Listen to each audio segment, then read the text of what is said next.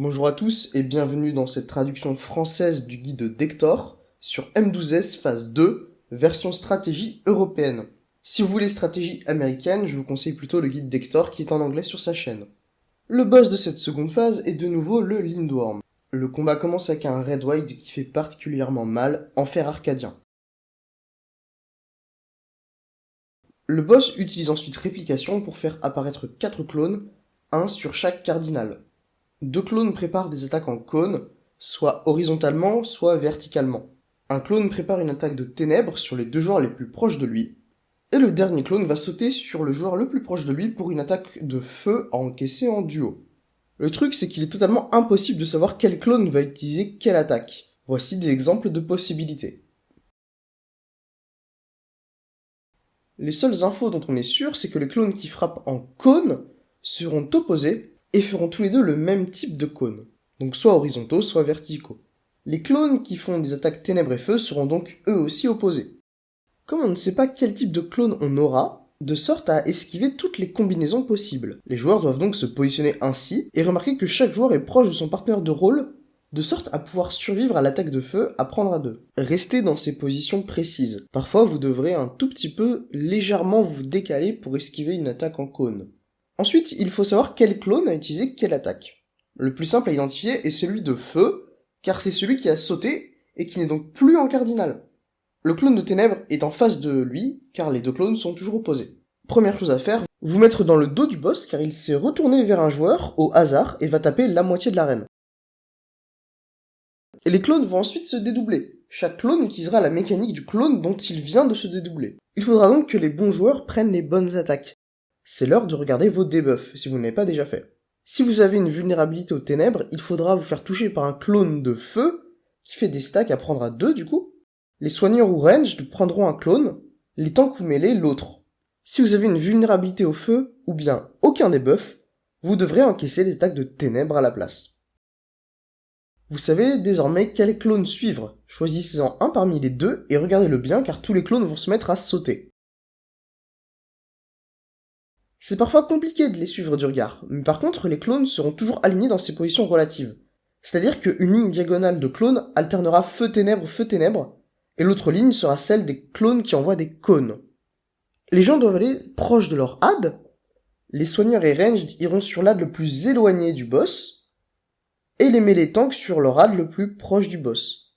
Si vous avez une vulné ténèbres, rendez-vous sur un ad de feu, sinon rendez-vous sur un ad de ténèbres. Maintenant, vos positionnements par rapport aux clones dépendront des attaques en cône qu'ils ont fait. C'est-à-dire que si les clones étaient verticaux, les soigneurs et ranged se mettront vers les bords de l'arène de gauche à droite, tandis que les mêlés et tanks s'alignent au centre, de haut en bas, comme ceci.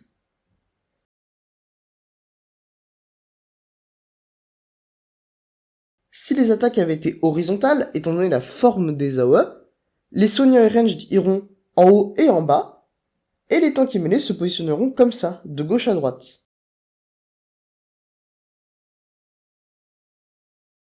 Une autre stratégie existe, et parfois utilisée en Party Finder, elle s'appelle Static Rep 1. Pour cette stratégie, il faut suivre un seul clone, ce qui peut être plus pratique si vous êtes en vocal notamment. Il faut suivre le clone de ténèbres qui sera le plus éloigné du boss. Ce sera le Nouveau Nord pour cette mécanique. Remarque, vous pouvez aussi suivre le clone de feu proche du boss. C'est pareil, c'est juste que ce sera le Nouveau Sud du coup.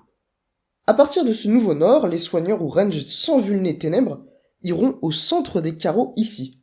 Groupe 1 à gauche, groupe 2 à droite en regardant le Nouveau Nord. Les tanks ou mêlés qui n'ont pas de vulné ténèbres iront ici. Groupe 1 à gauche, groupe 2 à droite. Au niveau des carreaux noirs, environ à max mêlée du boss. Les soigneurs ou ranged avec un debuff ténèbres iront ici, donc en bas à gauche relativement au Nouveau Nord. Et les mêlés avec un debuff ténèbres s'avanceront un peu vers le clone de feu pour ne pas toucher les autres joueurs accidentellement. Dans ces positions, la mécanique devrait bien se résoudre. Il faudra peut-être très légèrement se décaler pour esquiver les attaques en cône. Après cette méca, tout le monde sauf le main tank doit être derrière le boss qui utilise double coup de pied. C'est un tank buster en 3 temps. La première partie, c'est un coup supposé être pris à 2, mais comme il n'y a que 3 tank busters de ce type et que le premier et le troisième sont suffisamment éloignés, n'importe quel tank non paladin peut prendre le premier tank buster à ligne vul il récupérera son invuln pour le troisième. Utilisez votre invuln assez tard pour que ça couvre le dernier coup qui arrivera bientôt. Le premier coup tape la moitié de l'arène devant le boss. Le boss va ensuite se tourner à 90, 180 ou 270 degrés, ou alors ne pas se retourner, puis refrapper devant lui. Tout le monde doit donc se mettre dans son dos, encore une fois. Les tanks restez bien proches du milieu car ils vont devoir courir très loin, immédiatement, pour encaisser un tank buster de très grande taille sur chacun d'entre eux. Avec un bon timing, le main tank tankera ce coup et le premier avec son invuln. L'off tank devra par contre utiliser des cooldowns. La prochaine mécanique est réplication 2. Le boss utilise cellules mimétiques pour faire apparaître des silhouettes 2 par 2, commençant nord et sud et tournant dans le sens horaire. Chaque silhouette va se lier à un joueur puis prendre son apparence. Le boss utilise réplication pour faire apparaître 6 clones. Chacun va montrer une mécanique et se lier à un joueur. Expliquons tout ça. Les premiers liens, ceux qui créent des clones de joueurs, sont fixés. On ne peut pas les changer, on doit faire avec. Les liens du boss, en revanche, on peut se les échanger sans problème. Interceptez le lien que vous désirez et il sera à vous. Il faudra de toute façon se les échanger pour avoir celui dont vous avez besoin. Quelque temps après, ces liens de boss vont se verrouiller et la mécanique sera stockée dans le joueur relié. Vous pourrez donc vous positionner et orienter comme bon vous semble pour vous en occuper. Après cela, la mécanique sera transférée à votre clone, et quand le boss utilisera reconstitution, la mécanique se répétera depuis votre clone. Et donc sont la position de votre clone et son orientation qui seront tous les deux fixes. Les mécaniques possibles sont un cône dans la direction de là où vous regardez, une defamation, c'est-à-dire une gigantesque AOE spread si vous préférez, et un stack à prendre à 4. En plus de ça, il y a aussi un lien spécial sur le boss qui lui utilise écrasement embrasé. Le boss va sauter faire une attaque sur le joueur relié à lui, puis envoyer une attaque en cône sur les 4 joueurs les plus proches, puis envoyer une defamation au joueur le plus éloigné. La stratégie en PF, c'est qu'on va s'échanger nos liens de sorte à ce que nos clones possèdent ces attaques-là. Comme ça, la reconstitution sera toujours parfaitement identique. Pour cela, on utilisera un système de priorité groupe 1, groupe 2 temporaire. Les gens avec le clone dans ce côté-là de l'arène, vous serez dans le groupe 1 temporaire, et pour prendre le lien qu'il vous faut, vous regarderez nord-ouest et tournerez dans le sens anti-horaire. Les gens avec les clones de l'autre côté, vous serez le groupe 2 temporaire. Vous prendrez le lien dont vous avez besoin en regardant le nord et en tournant dans le sens horaire. Ici, H1 et M2 doivent prendre ces clones, donc avec leur système de priorité, H1 prend ce clone et M2 ce clone. Ce système de priorité assure que les gens ne vont jamais se disputer pour prendre le même lien. Une fois chaque lien pris correctement, c'est là qu'on apportera les mécaniques là où il faut. Le joueur avec le lien du boss est juste en dessous du marqueur A. Les joueurs avec les defamations sont juste en dessous des carreaux noirs au bord de l'arène du côté sud. Le joueur sans lien est tout au sud. Les 4 autres joueurs sont positionnés pour encaisser les 4 attaques en cône qui vont partir du boss, qui va sauter sur le joueur avec le lien. Le boss saute, puis les 3 defamations explosent. On se regroupe ici en demi-groupe pour les stacks. Les joueurs avec les cônes sont un peu plus avancés pour que leur cône ne touche ni leur groupe, ni celui d'à côté. Les stacks explosent, puis les attaques en cône. Passez directement dans le dos du boss pour coup de pied du serpent qui tape devant lui. Comme le boss se tourne toujours vers un joueur et que vous êtes tous plus ou moins au sud, le nord devrait toujours être safe. Le boss utilise ensuite reconstitution. Comme nos clones sont positionnés ainsi, grâce à nos échanges de liens, tout aura toujours lieu de la même façon. Il faudra d'abord attendre le saut du boss et l'explosion au sud. Les 4 attaques en cône seront sur les 4 joueurs qui les ont pris avant. Ensuite, une attaque en cône nord-est et une explosion sud-ouest. Puis après, les 2 stacks à prendre à 4. Puis encore un cône et une explosion. Montrons une résolution complète de la mécanique.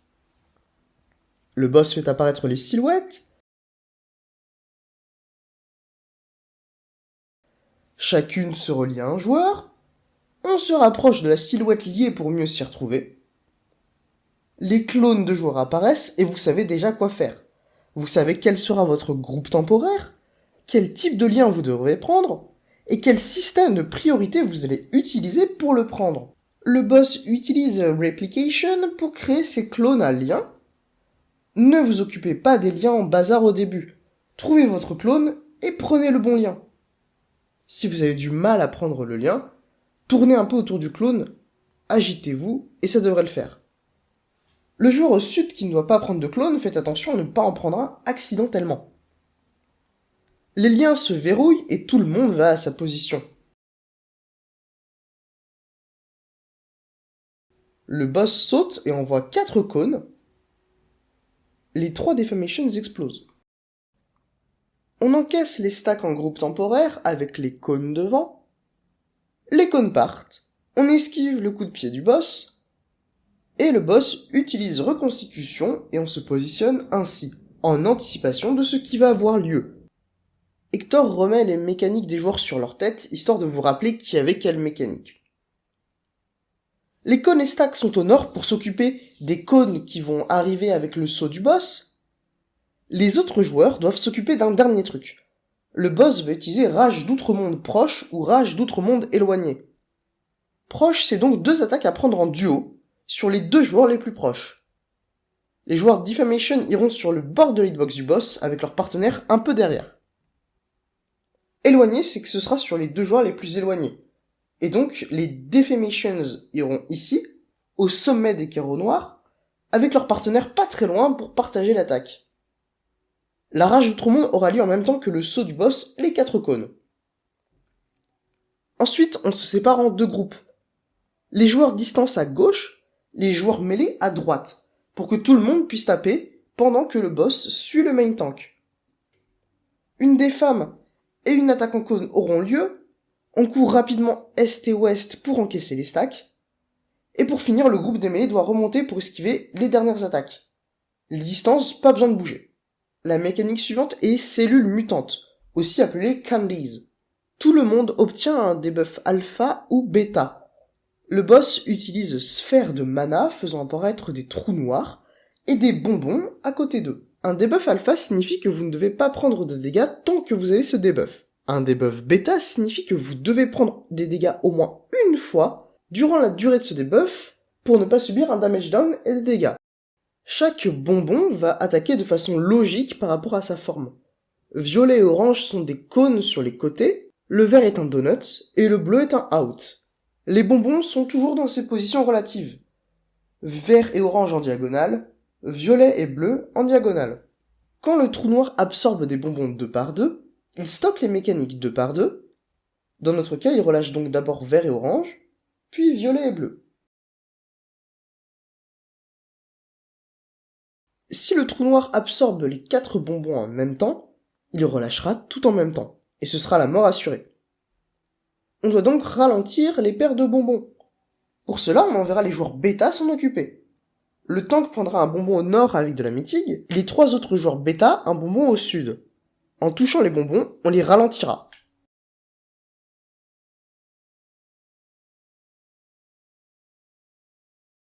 Regardons la mécanique en combat. Vous verrez, c'est super facile. On obtient nos debuffs. Comme le tank alpha ne peut pas prendre de dégâts, le tank bêta doit provoquer.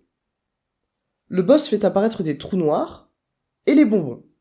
Un des côtés est déjà bien. Ici, c'est le côté droit, car 2 bonbons sont proches et 2 bonbons sont éloignés. Le côté gauche, lui, n'est pas bien, car les 4 bonbons sont équidistants du trou noir. C'est là qu'iront les joueurs bêta. Pour savoir quel bonbon intercepter, regardons le côté avec 2 bonbons proches du trou noir. Ici, les bonbons proches sont verts et orange.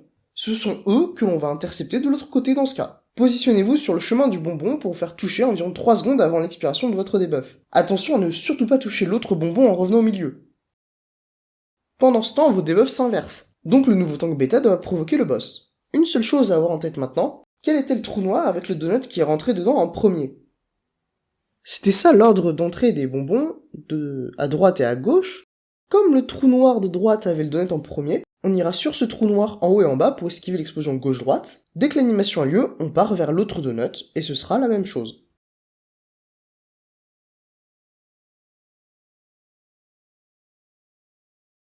Le boss termine avec Outre-Monde éloigné ou Outre-Monde proche.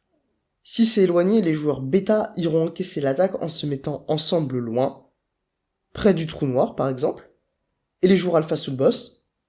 Si c'est proche, eh bien c'est l'inverse, comme nos bêtas ont pris des dégâts, tout va bien, et nos debuffs disparaîtront. Le boss fait un nouveau Red Wide en fer arcadien, et comme il va enchaîner avec un Tank Buster double coup de pied, Love Tank peut provoquer pendant le cast d'enfer arcadien pour avoir l'aggro au bon moment et invuln. Le boss utilise ensuite Rêve idyllique. C'est un gros red wide qui change l'arène et le début de la dernière mais très difficile mécanique du combat. Idyllique, comme on l'appelle, combine en fait 3 mécaniques en une. Il y a un truc avec Stack et Defamations venant du clone de Linworm, des clones de Linworm faisant des AOE télégraphés, et des tours à encaisser. Les Stack et Defamations seront répétés plus tard avec Reconstitution. Commençons par expliquer cette partie de la mécanique. Le boss commence en faisant apparaître 4 clones, puis 4 autres clones, soit en cardinal en premier, soit en intercardinal. C'est très important de noter quelque part si c'était card ou intercard en premier. Ici, c'est cardinal en premier. Peu après, ces silhouettes se transforment en clones de joueurs, similairement à Réplication 2. Plus tard, le boss fera apparaître 8 clones, 4 avec des stacks et 4 avec des defamations. Ceux-ci se déclencheront dans leur ordre d'apparition. Donc dans notre cas, d'abord des stacks, puis defamation, puis stack, puis redefamation. Il est important de regarder si nord et sud, on a des stacks ou des defamations. Dans notre cas, on a des stacks, donc on doit noter quelque part stack en premier. Dans cet autre exemple, les defamations sont nord et sud, donc on note defamations en premier. Le but de la stratégie utilisée en Europe est de stocker ces mécaniques dans les clones des joueurs comme ceci. Et pour échanger les liens et obtenir la bonne mécanique, on restera dans notre quart d'arène de couleur de marqueur. Soit on reste sur notre propre marqueur, soit on échange de place avec notre partenaire de même couleur de marqueur. À partir des positions des clones, on peut aussi immédiatement dire quels seront les joueurs qui auront les premières defamations et quels seront les joueurs qui auront les deuxièmes defamations. De retour aux clones. 2 paires de couleurs ont déjà les bons tasers. Les 2 autres paires doivent échanger de tasers l'une avec l'autre. Ici, c'est jaune et violet qui inversent de tasers. On utilisera le même système de groupe 1, groupe 2 que dans Réplication 2. Ici, Hector marque les joueurs avec des defamations pour que ce soit plus simple à comprendre. 2 stratégies existent en PF. On a noté défame en premier. Une stratégie consiste à envoyer les défames au nord et au sud, et le reste du groupe se met est et ouest. Les gens se rapprochent du boss pour les stacks, les secondes defamations ont lieu, puis les seconds stacks.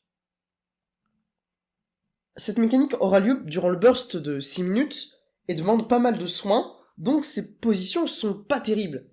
Essayez plutôt l'autre stratégie, appelée Uptime idyllique. Le principe c'est exactement le même, sauf qu'on envoie les defamations nord-est et nord-ouest. Les autres joueurs tapent le boss max mêlée, puis on s'avance légèrement pour prendre les stacks. Plus simple pour l'uptime, plus simple pour les soins, et plus simple de s'adapter en cas d'erreur.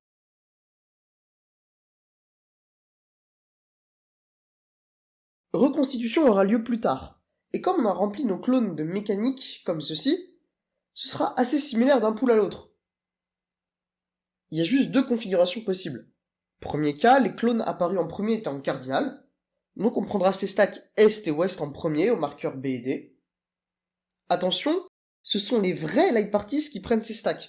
Groupe 1 à gauche, groupe 2 à droite. Quand je dis vraies light parties, c'est-à-dire celles fixées H1, MT, M1, R1, pas celles qui dépendent de votre groupe gauche et droite durant la mécanique d'avant. Ensuite, le prochain set de stacks se prendra au marqueur 1 et 3. Les defamations et stacks étant expliqués, parlons des AOE télégraphés désormais.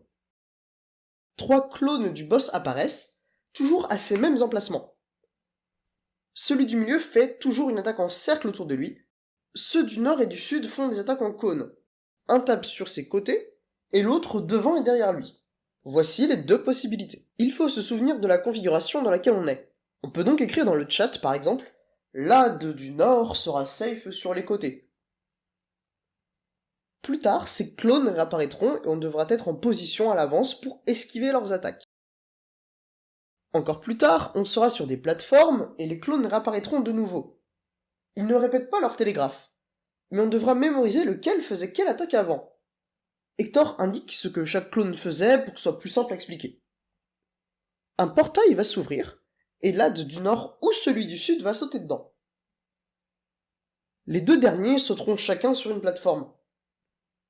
On doit donc regarder où se situe l'AD du nord ou du sud n'ayant pas sauté dans le portail. Ce sera la plateforme safe. Et on doit aussi savoir où on doit se positionner par rapport à l'AD sur la plateforme. Plus tard, l'arène redeviendra normale et on aura une occasion de traverser pour se mettre sur la bonne plateforme au bon endroit.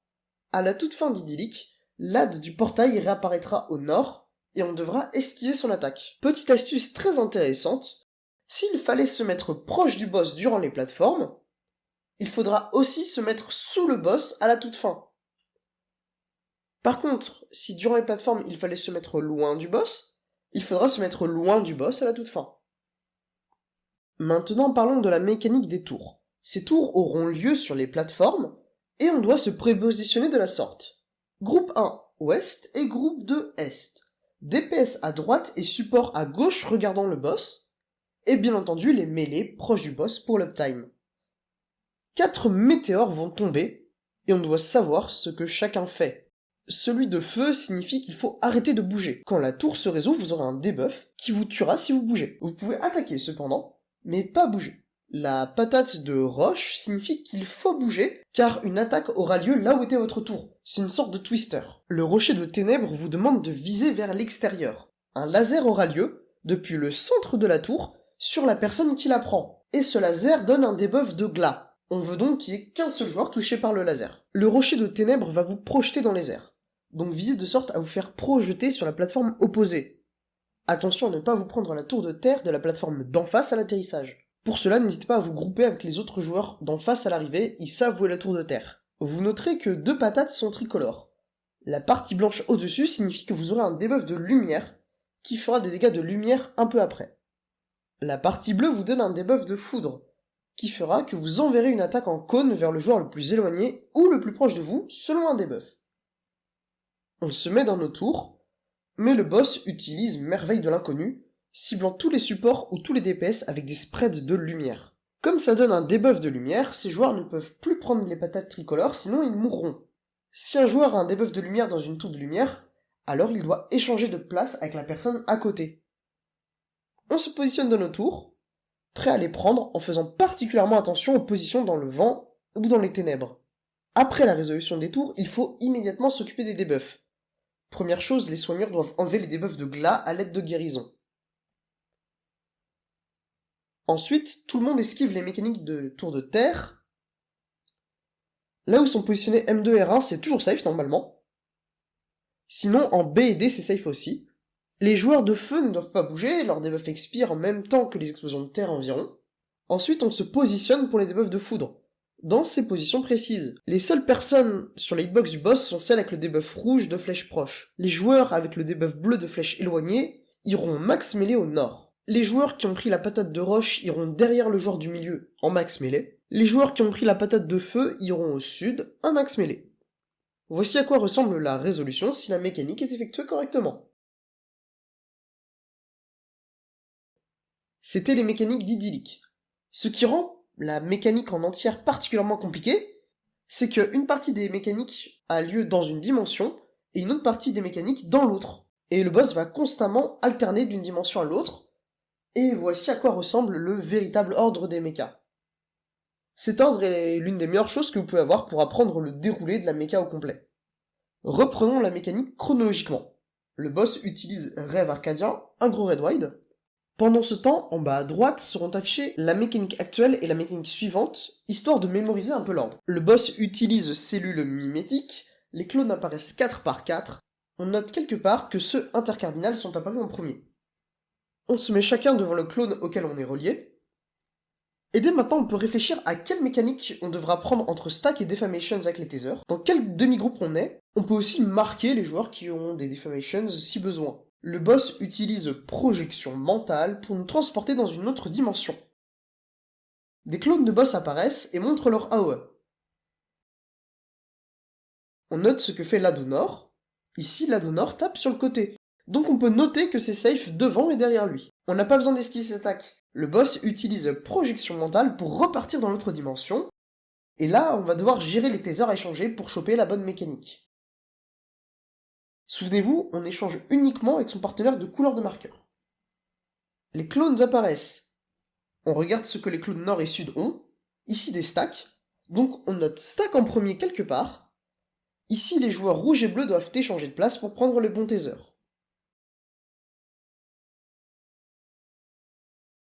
Le boss réutilise projection mentale, et dès la fin de son cast, il faudra esquiver les AOE des clones de l'autre dimension. Donc dès que les liens sont fixés sur les joueurs, on peut aller vers le sud pour esquiver les attaques des clones. Le boss caste Météore du Lindworm, un Red Wide extrêmement violent qui va détruire l'arène de cette dimension pour ne laisser que 2 plateformes en cercle. On va toujours groupe à gauche, groupe à droite de manière fixe. On reste près du milieu au début pour recevoir des shields et des soins. Allez ensuite à vos positions pour prendre les tours. Les tours apparaissent. Puis tous les supports où tout est DPS subissent des dégâts de lumière. Tous les joueurs frappés par une AOE de lumière dans une tour de lumière doivent échanger de tour avec la personne à côté. Mais attention, on ne va pas résoudre les tours immédiatement, car le boss réutilise projection mentale pour encore changer de dimension. On se regroupe au milieu car il va falloir résoudre les stacks et Defamations dès maintenant. On a noté que c'était stack en premier, donc on se positionne comme il faut en groupe. Souvenez-vous, ce sont les groupes 1 et 2 qui dépendent des clones, pas les groupes 1 et 2 fixes qu'on utilise pendant les tours, c'est pas la même chose. On stack, puis les défams s'en vont et on se recule. Deuxième stack, deuxième Defamation. Pas le temps de se reposer, le boss utilise projection mentale et on doit foncer vers nos positions de tour. Souvenez-vous, si vous aviez échangé de place avec votre voisin, vous avez 1 seconde pour revérifier votre tour et vous positionner en conséquence si c'est une tour de vent ou de ténèbres. Résolvez les tours, purgez les debuffs glas, esquivez les rochers, attendez la fin du debuff de feu, et mettez-vous en position pour les debuffs loin et proches. Petit moment pour respirer, mais il faut se souvenir de ce que faisait l'AD Nord ou l'AD Sud maintenant. Un portail apparaît, ce portail téléporte un clone dans une autre dimension. Le clone du Nord a sauté dedans, donc on regarde celui du Sud. Celui du Nord avait son devant-derrière safe, donc celui du Sud sera safe sur les côtés. Il saute à l'Est, et comme ses côtés sont safe, on peut noter que se positionner dans l'hitbox du boss, ce sera safe pour les 2 prochaines AOE en cône des clones. Parfait. Le boss réutilise projection mentale. On avait noté que les intercardinales étaient arrivées en première. Donc on va au marqueur 1 et 3, les positions fixes pour les stacks intercardinaux de la reconstitution. Groupe 1 à gauche, groupe 2 à droite. Ce sont les groupes 1, 2 fixés originaux, H1, etc. Tout le monde va bien dans le coin derrière le marqueur, car les Defamations sont gigantesques. Le boss va nous rechanger de dimension, donc on va pour esquiver le clone à l'est sur l'hitbox du boss. On rechange de dimension pour la deuxième partie de reconstitution, cette fois-ci donc en cardinal, sur D et B. Et pour finir, le clone du portail apparaît au nord. On a noté que le clone précédent laissait la hitbox du boss safe, donc c'est aussi le cas pour lui. On va donc sur le boss. Le boss utilise Rêve Arcadien, un gros Red Wide, et bravo, c'est terminé, vous avez passé la mécanique. Le boss réutilise son Tank Buster classique. Ici, le main tank devrait avoir récupéré son invuln.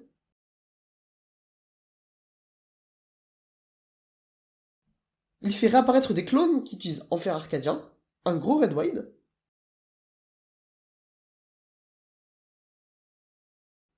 Chaque clone se dédouble et réutilise Enfer Arcadien. Un Red Wide qui fait encore plus mal, mettez toutes vos mythiques restantes là-dessus.